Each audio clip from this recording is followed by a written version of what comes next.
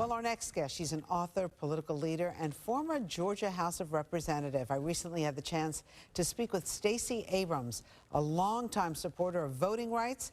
We spoke of the state of voting in our country, the economy, President Biden. She's hosting a candid speaking conversation at King's Theater tomorrow night. It means ask me a question and I'm going to answer it. I may not give you the answer you want, but you will get an answer. You've been out there politicking for Terry McAuliffe in Virginia. You told him voting is an act of faith. What do you mean by that? I was having a conversation at a church, and my point to the church was, look, this isn't about the candidate. This is about the world we want, the kind of communities we want.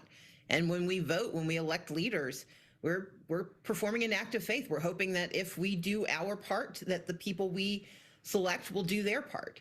And that we can't go into voting believing that we're going to get everything we want, but we have to have faith that the more we do it, the more we get. Part of my mission is to remind folks that it's not just about the candidates, it's about the practice. It's about being part of community and showing up again and again. And we can't presume that just because we get the one thing, we get that cheer at the end of the night on election night, that the work is done. So USA Today did a report on how you and Donald Trump are very similar when you talk about election fraud. How do you feel about that?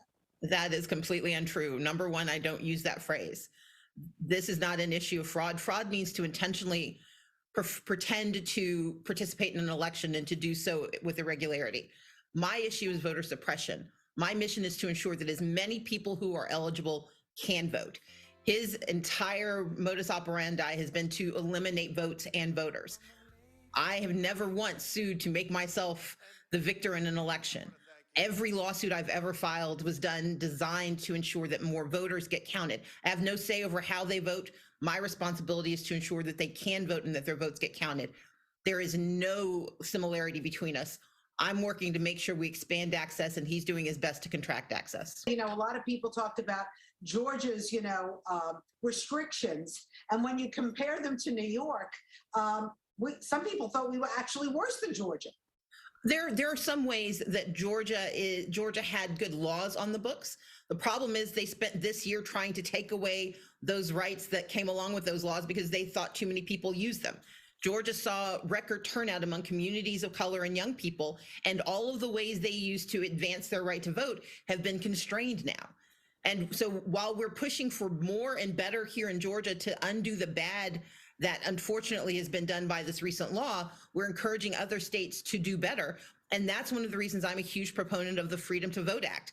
It shouldn't matter which state you live in. That should not be relevant to the quality of democracy you have. Let's talk about President Biden.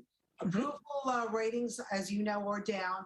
And there are reports even his core supporters are frustrated with his performance.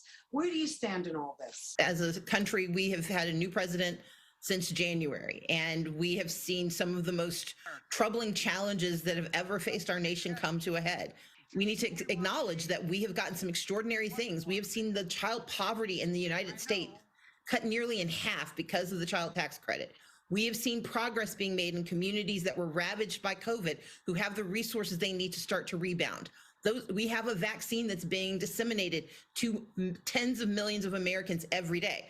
Those are important pieces of progress, and that's what we should focus on. We should still push for more and hold the president accountable, and I think he would say the same, but I don't follow the fluctuations of a single number. I look at the work, and I think the work is being done. I'm sure when you get to Brooklyn, you're going to hear a lot of people who are very unhappy with the economy.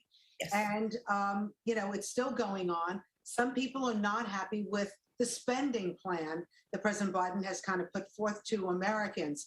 How do you think we come to some kind of agreement or middle ground on this? We have a conversation where we're talking over each other and not talking to each other. When you poll most Americans about the components of the Build Back Better plan, they like it. They like the fact that you can take paid family leave, because almost every American over the age of 21 has had to take care of someone in their family, especially those of us in Gen X, our baby boomers and others. If you talk about folks who have kids, they want the child care credit. They want the child care subsidy because they know they can't go to work if they can't have someone take care of their kids. We know that climate action is necessary because we are living in communities where we are seeing wildfires, hurricanes, and extreme weather events that need to start to be addressed. And that's what the Build Back Better plan does. And so when you look at the components of the plan, most Americans agree on it. The issue is if we talk about it in terms of just macro numbers without talking about the details, yes, it becomes very concerning. But the details matter, and I focus on the details and making sure that every American understands that the Biden Build Back Better plan is actually good for all Americans and will make our nation stronger. It will strengthen our economy, and it will help us not only survive this pandemic, but also start to build for a better future. I'm wondering, are you going to have any fun while you're here? I mean, King's Theater is a beautiful theater, and I know tickets are still available for tomorrow night, 7:30. I think the tickets start at $49.50.